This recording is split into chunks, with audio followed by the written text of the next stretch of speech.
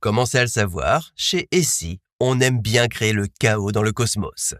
Et notre champion favori, c'est Jupiter. Dans cette vidéo, nous allons explorer différents matchs entre les géants de notre galaxie et notre planète préférée. Et les choses risquent d'être plutôt mouvementées.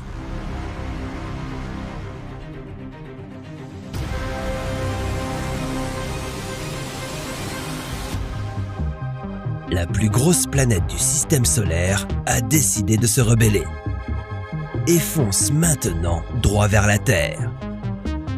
Il ne vous reste que 30 jours avant que cette géante gazeuse nous anéantisse tous. À quelle vitesse Jupiter se déplacerait-elle? Quel genre de ravage pourrait-elle causer en chemin?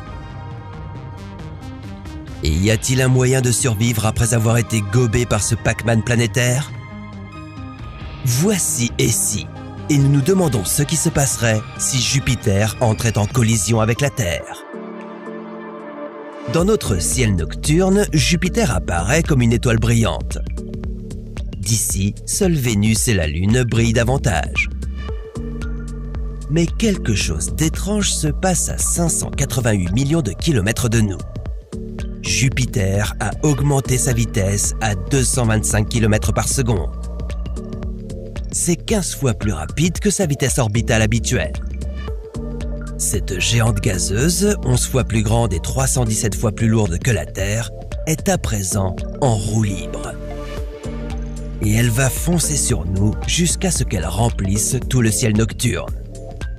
Mais ne vous inquiétez pas, vous pourriez déjà être mort bien avant que ces 30 jours soient écoulés. En se déplaçant vers la Terre, Jupiter va d'abord traverser la ceinture d'astéroïdes. Cette région située entre Jupiter et Mars est constituée de centaines de milliers de corps rocheux, allant de minuscules particules de poussière à des astéroïdes de près de 1000 km de large. Mais aucun d'entre eux ne pourrait ralentir la géante gazeuse. La distance moyenne entre ces astéroïdes est à peu près égale à la taille de cette Jupiter. Donc, il y a même une chance que la planète puisse passer à travers sans encombre. Dans notre ciel nocturne, la géante gazeuse ferait déjà le double de sa taille habituelle. Ce qui ne semble pas être une raison suffisante pour susciter la panique générale. Mais ça ne veut pas dire qu'elle ne causerait pas un peu de chaos pendant son voyage. Voyez-vous, Jupiter est vitale pour notre système solaire et pour la vie sur Terre. Elle agit comme un gardien de notre confortable voisinage planétaire, en nous protégeant notamment des bombardements permanents d'astéroïdes géants. En effet, l'attraction gravitationnelle de Jupiter est massive, environ 4 fois plus forte que celle de la Terre. Cette dernière redirige les astéroïdes qui pourraient être sur une trajectoire de collision avec nous. Et c'est une bonne nouvelle pour vous. En effet, un seul astéroïde d'à peine 5 km de diamètre pourrait mettre fin à la vie sur Terre telle que vous la connaissez. Comme ce qui est arrivé aux dinosaures il y a environ 66 millions d'années. Mais si Jupiter commençait soudainement à se diriger vers le centre du système solaire, il pourrait envoyer de nombreux objets spatiaux dangereux en plein vers nous. Si l'un d'eux s'écrasait sur notre planète, vous ne vivriez peut-être pas assez longtemps pour voir Jupiter avaler la Terre. Mais pour le bien de notre scénario hypothétique, nous allons vous garder en vie. Du moins, pour l'instant. En envoyant des astéroïdes sur une trajectoire de collision avec la Terre, Jupiter pourrait aussi récupérer une nouvelle lune ou deux. La ceinture d'astéroïdes est l'hôte de Cérès, la seule planète naine dans le système solaire interne. Elle représente environ 25% de la masse totale de la ceinture. Cette planète naine pourrait peut-être rejoindre les 79 autres lunes qui composent le système d'anneaux de Jupiter. Le prochain arrêt serait Mars. À ce stade, Jupiter apparaît presque 4 fois plus grand que d'habitude depuis la Terre. La planète rouge pourrait avoir la chance de ne pas être anéantie par un impact frontal avec Jupiter. Mais elle ne s'en sortirait pas indemne pour autant. Peut-être que la nouvelle lune, Cérès, la percutera. Et ce ne serait pas le premier cataclysme pour Mars. environ 700 millions d'années après la formation de notre système solaire, un énorme astéroïde encore plus gros que Cérès est entré en collision avec Mars. Cette collision avait arraché une partie de l'hémisphère martien. Les débris de cet astéroïde se sont mis en orbite autour de la planète rouge et ont fini par former ces deux lunes, Phobos et Deimos, qui aujourd'hui orbitent toujours autour de Mars. À 16 millions de kilomètres de distance de nous, Jupiter se rapproche maintenant de la dernière ligne droite. Depuis la Terre, vous la verriez brillante et claire, aussi grande que la Lune. À présent, vous pourriez commencer à sentir certains des effets du puissant champ magnétique de Jupiter. Ce champ est le plus grand objet du système solaire et il est 18 000 fois plus puissant que celui de la Terre. Il serait si fort qu'il pourrait piéger des particules chargées et les accélérer. Ces particules endommageraient l'électronique de toute navette spatiale qui passerait par là. Et elles pourraient potentiellement pénétrer l'atmosphère et le champ magnétique de la Terre. Et ce serait une très mauvaise nouvelle. Vous avez eu la chance d'éviter la collision d'un astéroïde tueur de planètes. Mais là, vous et l'ensemble des terriens commenceraient à souffrir de graves affections dues aux radiations. Tout d'abord, des nausées, des diarrhées et des vomissements vous handicapent. Le tout étant assaisonné d'anxiété et de confusion, vous pouvez perdre conscience à tout moment.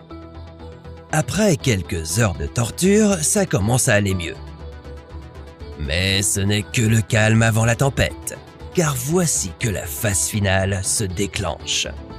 Là, ce sont des tremblements et des convulsions qui peuvent vous faire tomber dans le coma. Ou pire. Si d'une manière ou d'une autre vous avez survécu à ça, le jugement dernier viendra à vous de toute façon.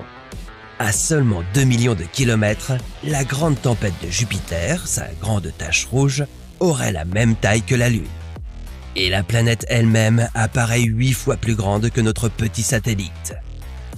La Terre est maintenant prise dans un violent bras de fer entre Jupiter et le Soleil. Cela pourrait causer un réchauffement par effet de marée tout autour de notre planète.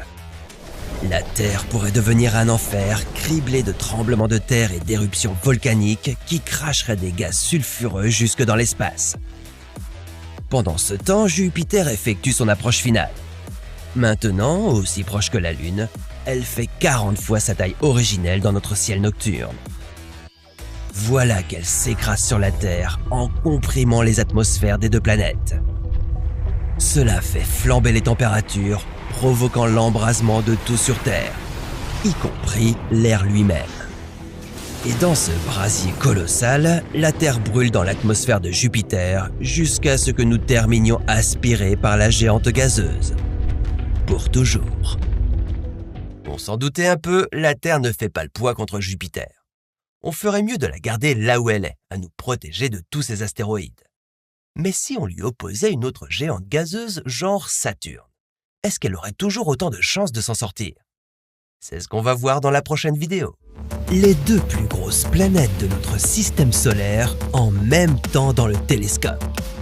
Il s'agit d'une catastrophe imminente.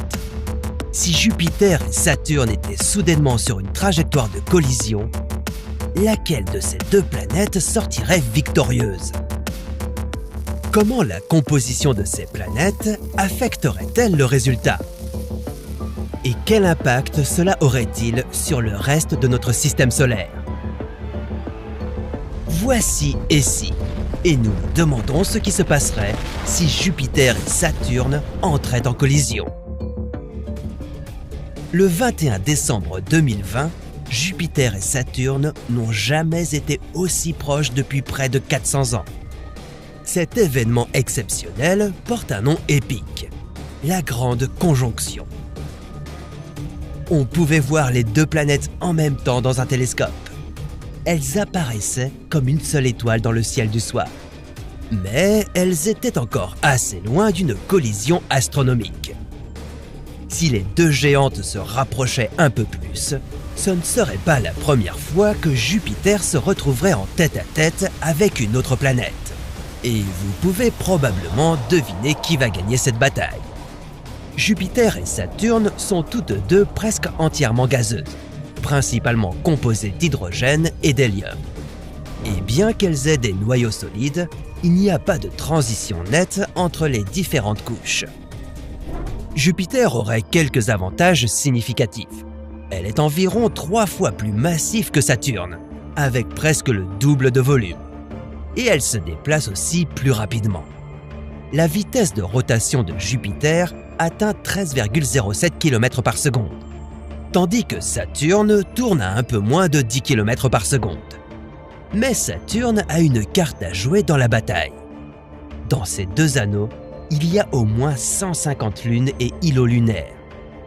Si les planètes se rapprochaient l'une de l'autre, la forte attraction gravitationnelle de Jupiter ferait que ces lunes, ces petits satellites, ces roches, ces poussières et ces glaces accéléreraient vers lui. Certains d'entre eux seraient détruits.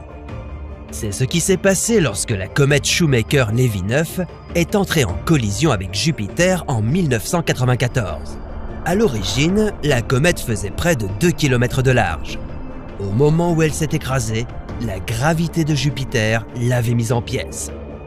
Ces fragments se sont écrasés sur Jupiter avec la force de 300 millions de bombes atomiques. Et cela a chauffé la température de l'atmosphère de Jupiter à près de 40 000 degrés. Titan, la plus grande lune de Saturne, est 2000 fois plus grande que cette comète. Donc, la force de sa seule collision avec Jupiter serait massive. Si Jupiter et Saturne entraient en collision, elles se mettraient à fusionner.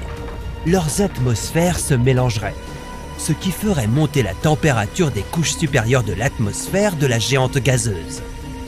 Elle deviendrait si chaude que Jupiter subirait une réaction chimique en gagnant plus de fer, de silicate et même d'eau. Au final, Jupiter absorberait Saturne, ou en grande partie. Des scientifiques de l'université Sun Yat-sen en Chine ont modélisé un scénario sur ce qui s'est passé lorsqu'un embryon planétaire massif, environ 10 fois la taille de la Terre, est entré en collision avec Jupiter il y a 4,5 milliards d'années. L'impact était si énergétique qu'il a détruit le noyau compact d'origine de Jupiter. Cela a formé un noyau plus dilué composé d'un mélange dense d'hydrogène et d'hélium liquide métallique. Mais si Jupiter entrait en collision avec Saturne, cet événement serait 10 fois plus puissant. De grandes quantités de matière se propageraient dans l'espace. Ensuite, toute cette matière se rassemblerait en un seul objet planétaire. Nous l'appellerions Nouveau Jupiter ou Jupiturnus. Et peut-être cette nouvelle planète causerait plus de problèmes dans le système solaire qu'on pourrait le penser. On parle parfois de Jupiter comme d'une étoile ratée. C'est parce que sa taille et sa composition sont similaires à une naine brune. Mais Jupiturnus serait plus massive et aurait une pression interne plus élevée. Si la température était suffisamment élevée, cela pourrait provoquer une fusion nucléaire dans son noyau. Ainsi, Jupiturnus pourrait devenir une étoile. L'impact de la présence de 2 étoiles dans notre voisinage planétaire serait énorme. Cela pourrait même signifier la fin de la vie sur Terre. Mais n'ayez pas peur. Si ces 2 planètes fusionnaient, Jupiturnus aurait une masse 30% plus grande que Jupiter. Pour que la fusion nucléaire s'allume, la planète devrait atteindre la masse de 75 Jupiter. La vie sur Terre continuerait donc. Mais ce serait un grand spectacle avec des tonnes de gaz et de débris expulsés. Peut-être que tout cela serait illuminé par le Soleil, nous donnant une belle et éblouissante fin à Saturne telle que nous la connaissions. Waouh, quel spectacle! Qui aurait cru que 2 planètes pouvaient fusionner comme cela? Jupiturnus, c'est pas mal comme nom. Mais si vous avez une meilleure idée, n'hésitez pas à nous la laisser dans les commentaires. En attendant, on va voir ce qui se passe si Jupiter part à l'assaut d'un trou noir. Il est temps d'assister à une bataille historique de notre système solaire. Jupiter, une géante gazeuse très lourde, contre un trou noir infiniment petit, mais vraiment terrifiant. Que se passerait-il s'il se rentrait dedans? Pourquoi cet événement bombarderait-il la Terre d'astéroïdes? Et serait-ce la fin de notre système solaire? Voici et si, et nous nous demandons ce qui se passerait si Jupiter percutait un trou noir. Bon, avant que le combat ne débute, examinons les concurrents d'un peu plus près. Commençons par le favori de notre système solaire. Jupiter est situé en 5e à partir du Soleil, à environ 740 millions de kilomètres de celui-ci. Cette géante gazeuse est aussi la plus grande planète. Elle est environ 318 fois plus grande que la Terre et 2 fois plus que toutes les autres planètes de notre voisinage réunies. Mais les apparences sont parfois trompeuses. Comparé à son adversaire, Jupiter n'est pas si lourde que ça. Les trous noirs stellaires sont beaucoup plus petits que notre géante gazeuse, mais ils sont très puissants. Les trous noirs sont denses, incroyablement denses. Toute leur matière est regroupée dans un point infiniment petit appelé singularité. Et à l'intérieur de cet endroit minuscule, les concepts de temps et d'espace n'existent plus. Et comme tout objet avec une masse, ils sont dotés de gravité. Beaucoup de gravité. La plupart sont des restes d'étoiles massives. On les appelle des trous noirs stellaires. Et ils ont une masse de 3 à 10 fois celle du Soleil.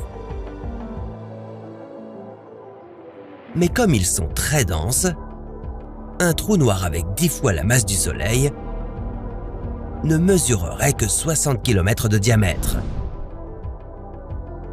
Alors, notre géante gazeuse Jupiter aurait-elle une chance de vaincre son concurrent minuscule mais immensément puissant?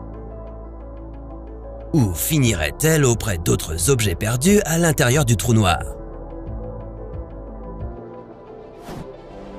Dans l'univers, tout se déplace à une vitesse monstrueuse, y compris le Soleil et le reste de notre système solaire. Nous voyageons à travers le cosmos à environ 720 000 km/h. Et dans cette danse effrénée, une étoile qui s'approche suffisamment près peut influencer la périphérie de notre système solaire. Ou pire encore, nous pourrions faire face à l'un des près d'1 milliard de trous noirs qui se déchaînent autour de la galaxie de la Voie lactée. Les chances que cela se produise sont très faibles, bien sûr. L'étoile la plus proche de notre voisinage est à plus de 4 années-lumière, donc très loin. Les scientifiques pensent qu'il n'y a que 1% de chance qu'une étoile s'approche suffisamment pour perturber les bords de notre système solaire. Et pour Jupiter, ces probabilités sont encore plus faibles. Mais cela pourrait arriver. Alors que le trou noir se dirigerait vers nous, sa force destructive perturberait le nuage d'Oort. Cette zone entoure notre système solaire comme une protection sphérique géante et est remplie d'objets glacés. Ces glaçons de la taille d'une montagne ne feraient pas le poids face à un trou noir. Alors qu'ils seraient entraînés avec cette monstruosité petite mais massive, ce serait le premier signe qu'une collision épique avec Jupiter serait inévitable. L'intrus continuerait son trajet en traversant la région suivante, la ceinture de Kuiper. Et ce serait le chaos. De nombreux objets glacés, y compris la planète naine Pluton, seraient éjectés de leur orbite.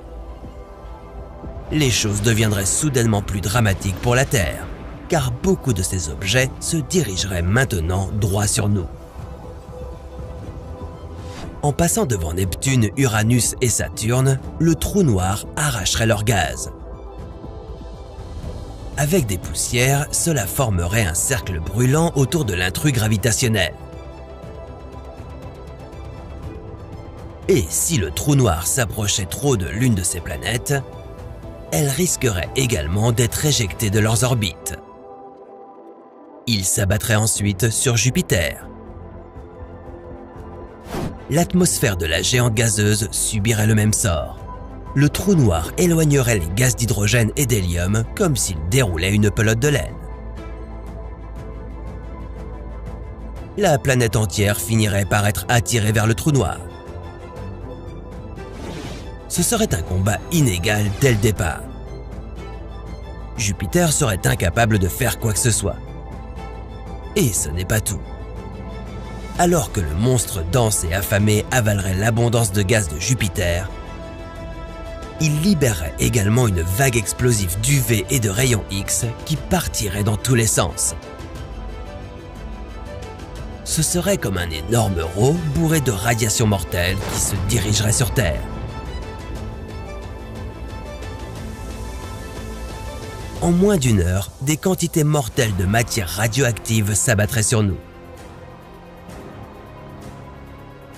Mais le côté positif est que vous pourriez enfin voir le trou noir dans le ciel.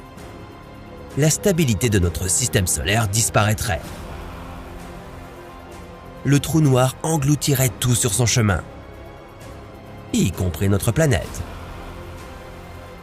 Mais si, d'une façon ou d'une autre, nous réussissions à être épargnés des forces destructrices du trou noir, sans Jupiter, notre système solaire aurait besoin de trouver un nouvel équilibre gravitationnel. C'est vrai, Jupiter avait une place spéciale dans notre voisinage. Son incroyable gravité a empêché les astéroïdes et les comètes de nous frapper, ainsi que d'autres planètes du coin. Elle a également aidé la Terre à maintenir son orbite presque circulaire autour du Soleil. Même si nous survivions à tous les ravages gravitationnels d'un trou noir, sans Jupiter, la planète Terre ne ferait pas long feu. Bah, il semblerait que notre champion ait finalement trouvé plus fort que lui. Pauvre Jupiter, on aurait mieux fait de la laisser tranquille là où elle est. Les trous noirs sont vraiment sans pitié. Allez, on essaye de terminer sur une note positive en envoyant Jupiter combattre la plus petite étoile.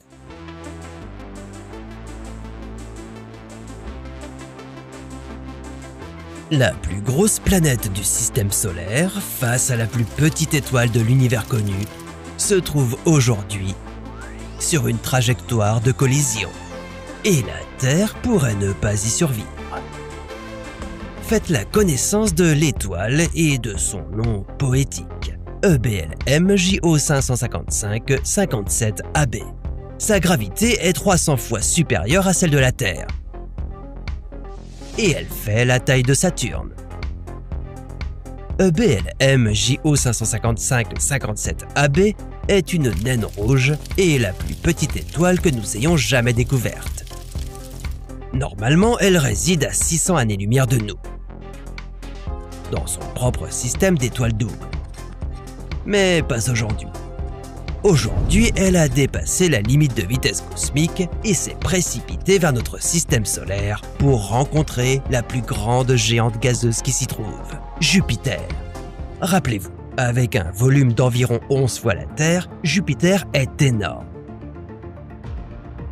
Elle est d'ailleurs bien plus grande que l'étoile naine rouge qui fonce vers elle. Mais parce qu'elle est principalement composée d'hydrogène, elle n'est pas assez massive pour être une étoile. Pour commencer à convertir tout son hydrogène en hélium et se transformer en naine rouge, Jupiter devrait être au moins 80 fois plus massive qu'elle ne l'est aujourd'hui. Mais alors, que se passerait-il si ces deux géantes entraient en collision? Avant même que la naine rouge interstellaire puisse atteindre Jupiter, elle devrait traverser le nuage de Oort. Le nuage de Oort est un ensemble de comètes glacées et d'autres objets divers qui se trouvent à la périphérie de notre système solaire. Lors de son passage devant ces débris glacés, la plus petite étoile de l'univers connu causerait de gros dégâts dans notre voisinage planétaire. En effet, elle disperserait des comètes glacées, et certaines d'entre elles frapperaient la Terre. Il faudrait rapidement trouver un moyen de protéger notre planète de cette pluie de comètes, car le temps ne serait pas de notre côté. Car n'oublions pas que notre petite étoile continuerait à se déplacer vers Jupiter. Notre invitée stellaire pourrait être plus petite en taille que Jupiter, mais elle serait certainement plus massive. Du coup, l'attraction gravitationnelle de EBLM JO 555-57AB commencerait à peser sur la planète. Et n'oubliez pas que nous aurions maintenant une deuxième étoile dans notre système solaire. Les choses commenceraient à devenir un peu chaudes. Toute la chaleur de la naine rouge plus sa forte gravité ferait gonfler Jupiter. L'atmosphère de la géante gazeuse se gonflerait à cause de la chaleur et de l'expansion des gaz. Une partie de l'atmosphère de Jupiter commencerait à s'échapper dans l'espace et vers l'intrus stellaire. Finalement, tous les gaz de Jupiter en fuite formeraient un anneau chaud autour de EBLM JO 555-57AB. Ce serait comme si nous avions un trou noir dans le système solaire.